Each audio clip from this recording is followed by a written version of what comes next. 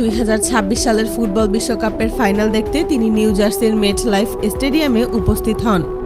আন্তর্জাতিক সংবাদ মাধ্যমের তথ্য অনুযায়ী তিনি প্রেসিডেন্টের বিশেষ হেলিকপ্টার ব্যবহার করে সেখানে যান। স্টেডিয়ামের আকাশে একসঙ্গে 3টি প্রেসিডেন্সিয়াল হেলিকপ্টার উঠতে দেখা যায়। তবে 3টির মধ্যে কোনটিতে প্রেসিডেন্ট ছিলেন সেটি বাইরে থেকে বোঝার উপায় ছিল না।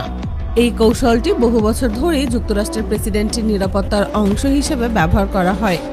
স্টেডিয়ামে পৌঁছানোর পর তার নিরাপত্তায় কোনো ধরনের ছাড় দেওয়া হয়নি।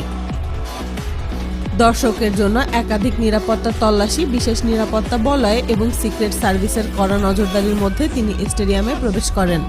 তাকে একটি বিশেষ সুরক্ষিত ভিআইপি বক্সে বসে খেলা দেখতে দেখা যায়। বিভিন্ন প্রতিবেদনে বলা হয়েছে এই ধরনের প্রেসিডেন্সিয়াল ভিআইপি বক্সে শক্তিশালী বুলেট প্রতিরোধী কাচ ব্যবহার করা হয়। এই ধরনের গ্লাস সাধারণত 6 ইঞ্চি পরিমাণ পুরু হয়ে থাকে। খেলার আগে এবং পরে পুরো স্টেডিয়াম এলাকা জুড়ে ছিল কঠোর নিরাপত্তা ব্যবস্থা। অনুমতি ছাড়া কোনো ড্রোন স্টেডিয়ামের কয়েক কিলোমিটারের মধ্যে উড়ানো নিষিদ্ধ ছিল। এছাড়াও খেলা চলাকালে সামরিক বিমানের বহর স্টেডিয়ামের এলাকার আশেপাশে উড়তে দেখা গেছে। বিভিন্ন প্রতিবেদনে B-2 স্টেলথ বোমারু বিমান ও আধুনিক F-35 যুদ্ধ বিমানের কথা বলা হয়েছে।